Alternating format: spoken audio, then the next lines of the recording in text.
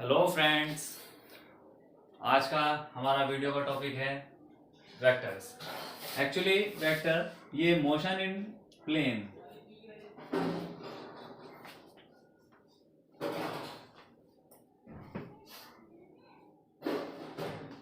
Plane से related एक छोटा सा टॉपिक है। एक्चुअली चैप्टर है हमारा motion in plane. Motion in plane समझने के लिए हमें पहले थोड़ा सा वेक्टर्स के बारे में समझना होगा। पिछले वीडियो में हमने बात की थी वेक्टर्स की और बस हल्का सा इंट्रोडक्शन दिया था कि व्हाट इज वेक्टर्स और स्केलर। वेक्टर और स्केलर के बारे में मैंने आपको हल्का सा जानकारी दी थी इसके बारे में, और बताया था कि स्केलर वो क्वांटिटीज होती हैं जिनके अंदर केवल मैग्नीट्यूड होता है, जैसे कि हमारा डिस्टेंस है, हमारी स्पीड है, हमारा वर्क है, हमारा टाइम है, हमारा वॉल्यूम है। बहुत सारी चीजें होती हैं जिनके अंदर केवल और केवल मैग्नीट्यूड होता है, ना कि डायरेक्शन होती है। और वेक्टर्स वो क्वांटिटीज होती हैं जिनके अंदर मैग्नीट्यूड और डायरेक्शन दोनों चीजें होती हैं, और ऐसी क्वांटिटीज को हम बोलते हैं वेक्टर क्वांटिटीज। और इसके कुछ एग्जांपल्स हैं, जैसे डिस्प्लेसमेंट है, वेलोसिटी है, फोर्स है ना, और एक्सेलरेशन है। ये सारी चीजें हैं जो कि हमारे वेक्टर क्वांटिटीज के अंदर आती हैं। ठीक है, इनकी रिप्रेजेंटेशन किस तरह से होती है?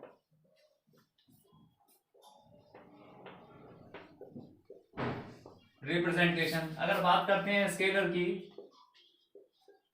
तो इनकी रिप्रेजेंटेशन के लिए कोई ज्यादा है इसमें हम ऐसा कुछ नहीं करते हैं कि भाई कुछ स्पेशलाइज्ड कुछ भी। जो हमारा सिंपल, जैसे कि अगर हमें वेलोसिटी स्पीड लिखनी है तो स्पीड के लिए हम टर्म यूज करते हैं v, है ना, v इक्वल टू 5 मीटर पर सेकेंड। तो इस तरह से हम नॉर्मली जिस तरह से जो सिंबॉलिक लेटर्स हैं बस वो यूज करते हैं। और या हमें टाइम लिखना है ना, तो टाइम के लिए हम लेटर यूज करते हैं t इक्वल टू 5 सेकेंड्स। इस तरह से हम, इसमें कोई स्पेशलाइजेशन हमें नहीं करना होता है।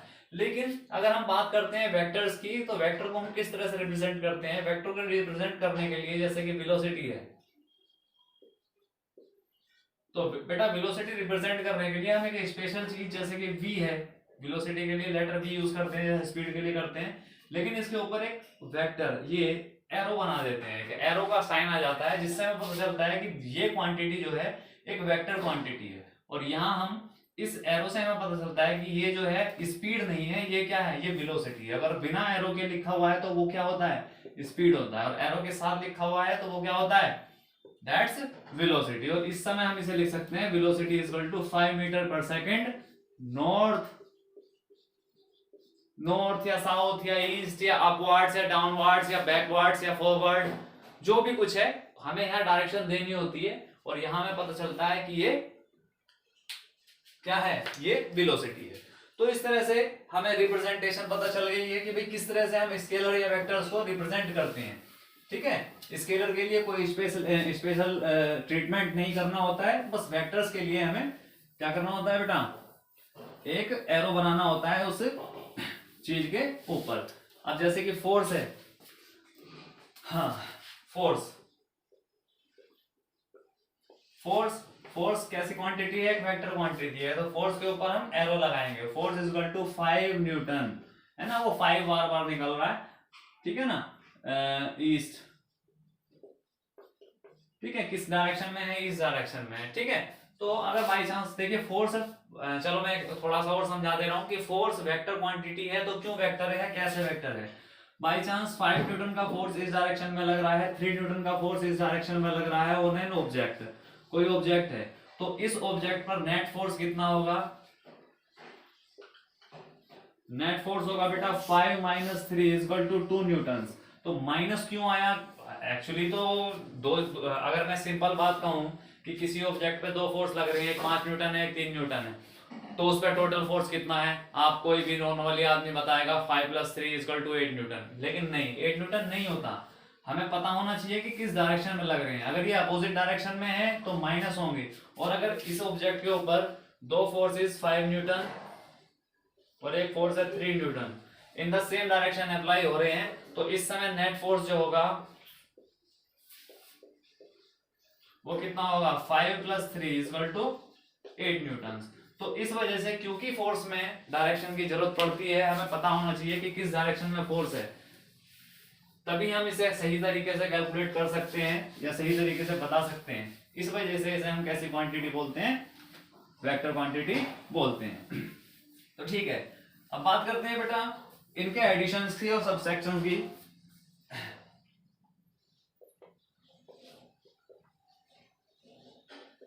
एडिशन ऑफ स्केलर, एडिशन या सब्ट्रैक्शन, एडिशन या सब्ट्रैक्शन। स्केलर के लिए एडिशन सब्ट्रैक्शन के लिए कोई स्पेशल रूल नहीं है। जो सिंपल अलजेब्रिक फॉर्मूले हैं, जो सिंपल अर्थमेटिक फॉर्मूले हैं वो सिंपली अप्लाई करेंगे और आराम से इन्हें जिस तरह से आज तक हम जोड़ते आए हैं कि भाई 5 kg plus 1 kg equal to 6 kg, ठीक है, 5 minutes plus 2 minutes equal to 7 minutes, ठीक है। इसमें कुछ स्पेशल नहीं करना होता है। ये अगर दो स्केलर क्वांटिटी हैं उन्हें ऐड करना है या सब्ट्रैक्ट करना है, 5 minute minus 2 minute equal to 3 minute, ठीक है। तो ये तो सिंपली इसी तरह से ये स्केलर की एडिंग या सब्ट्रैक्शन आराम से हो जाएंगे और इनकी मल्टीप्लिकेशन में भी कोई प्रॉब्लम नहीं होती है।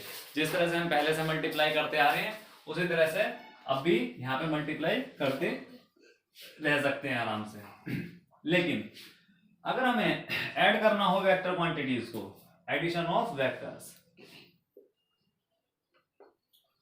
अगर हमें वेक्टर्स को ऐड करना है तो इसके लिए हमारे पास ट्राइंगल मेथड है, ठीक है ना। दो मेथड होते हैं, एक मेथड होता है हमारा ट्राइंगल मेथड, ठीक है ना। ये मेथड क्या है कि बाय चांस अगर हमारे पास कोई वेक्टर ए है, ठीक है, और मुझे इसमें कोई वेक्टर बी ऐड करना है, ये वेक्टर है एक दूसरा वेक्टर है, इन दोनों को मुझे ऐड करना है, तो मैं क्या करूंगा, इसे एज इट इज उठा करके, ये इसका हेड है और ये इसकी टेल होती है बेटा, ठीक है, ये इसका हेड है, हेड टू टेल मेथड भी बोलते हैं इसे, हेड टू टेल मेथड, ठीक है ना। हेड टू टेल मेथड बोल दीजिए, ट्रायंगुलर मेथड बोल दीजिए, ये दो नाम है। इसे उठा करके ऐसा कैसे एज इट इज यहाँ रख दूंगा, यहाँ पुट कर दूंगा, ये वेक्टर ए था और एज इट इज ये मैंने वेक्टर बी यहाँ पुट कर दिया। तो इसका हेड वेक्टर ए का टेल और वेक्टर बी का हेड, अगर मैं इन दोनों को यहाँ से यहाँ मिला देता हूँ तो ये हमारा रिजल्टेंट वेक्टर आ गया वेक्टर आर, और इस रिजल्टेंट वेक्टर आर का जो वैल्यू होगा वो होगा vector A plus vector B. तो ये सिंपल है, जिस डायरेक्शन में है अगर उसका मैग्नीट्यूड चेंज किए बिना और उसकी डायरेक्शन चेंज किए बिना इसका टेल और इसका हेड अगर मैं आपस में जोड़ दूं और फिर इसका टेल और इसका हेड आपस में जोड़ दूं तो वो मिलेगा मुझे इसका रिजल्टेंट वेक्टर आर। तो इस तरह से हम ट्रायंगल मेथड में इसे ऐड कर सकते हैं। अच्छा सर सब्ट्रैक्ट करके दिखा दीजिए, ठीक है, एक बार सब्ट्रैक्ट करके दिखा देता हूं, उसमें भी कोई प्रॉब्लम नहीं है, बहुत सिंपल चीज है। आप यहाँ देख सकते हैं बाई चांस, चलिए थोड़ा सा एंगल चेंज कर लेते हैं, मेरे पास कोई वेक्टर ए है, ठीक है, और मुझे इसमें से माइनस करना है, ये मेरे पास कोई वेक्टर बी है इन दिस डायरेक्शन, ठीक है, इसमें से ये मुझे सब्ट्रैक्ट करना है, vector A minus vector B, कुछ नहीं करना है, इसकी डायरेक्शन बिल्कुल जस्ट इसके अपोजिट कर देनी है as it is.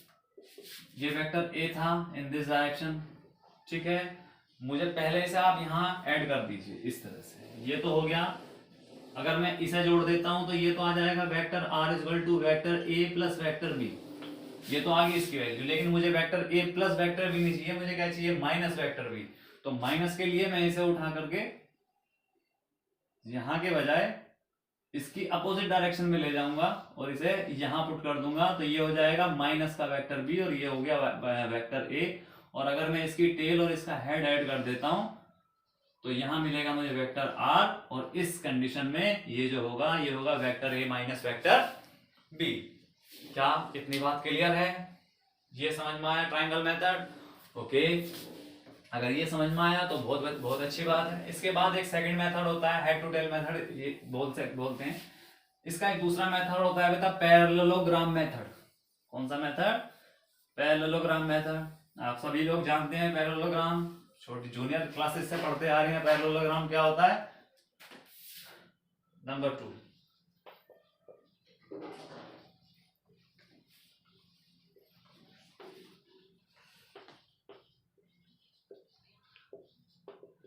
Parallelogram method. इसमें क्या होता है कि बाई चांस मेरे पास कोई वेक्टर ए है, ठीक है, और एक मुझे ऐड करना है वेक्टर बी इसके अंदर, ठीक है। तो इसमें टेल टू टेल मेथड होता है, इसकी ये उठाया और इसकी टेल से इसकी टेल को ऐड कर दिया। अगर टेल से टेल को ऐड करते हैं, यहाँ देखिए ये वेक्टर ए है और मैं इसकी टेल को वेक्टर बी की टेल से ऐड कर देता हूँ। ये टेल आ गया, इसकी भी वेक्टर ए की टेल है और वेक्टर बी की भी टेल है। तो ये मेथड होगा। इसके लिए आप जानते हैं यहाँ पे लिखा हुआ है पैरेललोग्राम, तो एक पैरेललोग्राम ड्रॉ करना पड़ेगा। वेक्टर ए के पैरेलल एक लाइन ड्रॉ करेंगे वेक्टर बी के हेड से, और वेक्टर ए के हेड से वेक्टर बी के पैरेलल एक लाइन ड्रॉ करेंगे। तो यहाँ पे आपको एक पैरेललोग्राम दिखाई दे रहा है, ठीक है। और इनका जो ये जो आया यहां से, ये क्या बना हमारा रिजल्टेंट वेक्टर आर, और ये इक्वलेंट होता है बिल्कुल जो आपने अभी ट्राइंगल मेथड देखा है उसके इक्वलेंट होता है। ये वेक्टर आर जो आया, ये वेक्टर आर आया बेटा vector A plus vector D. ये एक्चुअली पैरेललोग्राम बनाया है, लेकिन इसे मैं इस तरह से भी पुट कर सकता हूँ कि अगर इसे उठा करके मैं यहाँ के बजाय यहाँ शिफ्ट करने के बजाय अगर इसके हेड पे शिफ्ट कर दूं तो फिर से मैं एक ट्राइंगल बना सकता हूँ, इजीली ट्राइंगल ड्रॉ कर सकता हूँ। ये वेक्टर ए था, ये वेक्टर बी है, और ये क्या आ रहा है वेक्टर आर। आप देख रहे हैं ये और ये लगभग एक जैसे ही है, क्योंकि अगर ये वेक्टर बी है तो ये भी तो वेक्टर बी ही है, ये भी तो वेक्टर बी। अगर ये वेक्टर ए है तो ये वेक्टर ए होगा, ठीक है। तो ये दोनों ये जो है इक्विवेलेंट होता है किसके, ट्रायंगुलर मेथड। ओके, इतनी बात क्लियर होती है। ये दो मेथड समझ में आ गए हमारे कि सर चलिए इसके बाद इसके कुछ प्रॉपर्टीज देख लेते हैं एडिशन की, कि भाई एडिशन जो है कि अगर vector A plus vector B equal to होता है vector B plus vector A, अगर ऐसा लिखा हुआ है तो ये इक्वल हो सकते हैं। Vector A plus vector B is equal to vector B plus vector A, कोई प्रॉब्लम नहीं होगी। अगर मैं ऐसा कहता हूं कि vector A into vector B plus vector C, ये इक्वल हो सकता है vector A into B plus vector A into vector C के, ए डॉट बी और बी डॉट सी। ये अगर अंदर मल्टीप्लाई कर सकता हूं मैं इजीली, इसकी इसके साथ और इसकी इसके साथ, ये इस तरह से वितरित हो सकता है, ठीक है। अगर मैं वेक्टर ए के साथ किसी नंबर की मल्टीप्लाई करता हूं 2 इंटू वेक्टर ए, तो इसका मतलब होता है कि वेक्टर ए जो है मल्टीप्लाई है वेक्टर का 2 टाइम्स हो जाएगा ये, ठीक है। 2 times vector A equal to vector A into 2, ये भी इक्वल हो सकता है, ठीक है। एक होता है बेटा जीरो वेक्टर, एक होता है जीरो वेक्टर। ये जीरो वेक्टर क्या होता है कि भाई अगर मैं वेक्टर ए के साथ ऐड करता हूं वेक्टर माइनस ए, तो आप देख रहे हैं ये प्लस का वेक्टर है, ये माइनस का वेक्टर है, क्या आएगा जीरो वेक्टर, ठीक है। इसका मैग्नीट्यूड जीरो होता है, ये जीरो वेक्टर होता है, इसके अंदर डायरेक्शन होती है, ठीक है। तो यहां से हमारा आ जाता है जीरो वेक्टर, ठीक है। इसके बाद एक मैं बात करता हूं यूनिट वेक्टर की, बड़ा इंपॉर्टेंट है ये बहुत इंपॉर्टेंट है बेटा यूनिट वेक्टर। इस पर थोड़ा सा ध्यान देना, हल्का सा अटेंशन होना चाहिए आप लोगों का। What is unit vector, unit vector क्या होता है, बहुत जरूरी टॉपिक है ये आपके लिए। Unit vector, what is unit vector. देखिए यूनिट वेक्टर इसे रिप्रेजेंट करते हैं कैप लगा करके। जैसे वेक्टर को, ये सिंपल वेक्टर होता है, उसके लिए हम ए के ऊपर एरो का साइन लगाते हैं, एरो का सिंबल लगाते हैं। इसी तरह से यूनिट वेक्टर को रिप्रेजेंट करने के लिए इसके ऊपर एक कैप लगा देते हैं, इसके ऊपर क्या लगा देते हैं, एक कैप लगा देते हैं। तो इसका ध्यान रखना, ठीक है। N N N N is a number, ठीक है ना, एन इज अ नंबर। आप यूनिट वेक्टर ए इस तरह से भी लिख सकते हैं, यूनिट वेक्टर बी, पढ़ते क्या है unit vector A, unit vector B, unit vector N, unit vector R, ठीक है ना, कुछ भी। ओके, और ये किसके इक्वल होता है बेटा, यूनिट वेक्टर ए, इसकी जो वैल्यू होती है यूनिट वेक्टर, ये यूनिट लेस होता है। पहली बात तो इसकी यूनिट कोई नहीं होती, और दूसरी बात कि इसका जो मैग्नीट्यूड होता है वो होता है 1। यूनिट मतलब एक, यूनिट मतलब एक, तो इसका जो मैग्नीट्यूड होता है वो होता है 1, और ये होता है बेटा vector A upon mod of vector A, mod of vector A. या इसे मैं ऐसा भी लिख सकता हूं unit vector A equal to vector A upon A, ठीक है, क्यों? क्योंकि वेक्टर ए का जो मोड है वो किसके इक्वल होता है? ए के इक्वल होता है। ये बात ध्यान रखना। या तो आप ए लिखेंगे सिंपल, इसे बोलते हैं मैग्नीट्यूड, ठीक है, ऑफ ए, और इसे बोलते हैं mode of A, mod of vector ए, ठीक है, मोड ऑफ वेक्टर ए। इसका मतलब है मैग्नीट्यूड किस चीज का? ए का मैग्नीट्यूड। इसका मीनिंग भी वही है और इसका मीनिंग भी सेम है। आप इन दोनों में से कोई सी भी टर्म यूज कर सकते हैं। मोड ऑफ वेक्टर ए लिख सकते हैं या सिंपल ए लिख सकते हैं। तो unit vector n is equal to vector A upon A, ठीक है। तो हमारे पास आप जानते हैं अच्छे से कि हमारे पास तीन एक्सिस होते हैं, एक्स एक्सिस, वाई एक्सिस और जेड एक्सिस, ठीक है। ये तीन एक्सिस होते हैं हमारे पास में।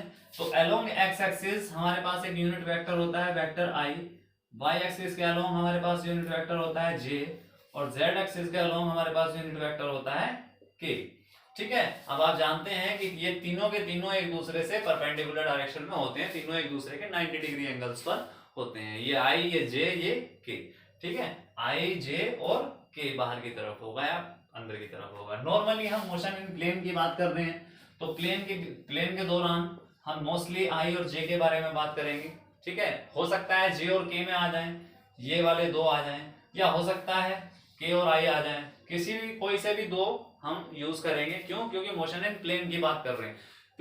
प्लेन का मतलब आप समझ ही रहे हो, जैसे कि हमारा व्हाइट बोर्ड है, हमारा बोर्ड है, ये दो फ्रेम्स पे है, एक्स एक्सिस और वाई एक्सिस, इसके दो एक्सिस होते हैं, ठीक है। हमारा कैरम बोर्ड है, कैरम सभी खेलते हैं, कैरम बोर्ड है, उसमें जो आपकी क्या बोलते हैं स्ट्राइकर है या जो भी कुछ है, वो सभी कितने एक्सिस पे चलती हैं, मूव करती हैं, दो एक्सिस पे मूव करता है। ये सब क्या है? Motion in plane.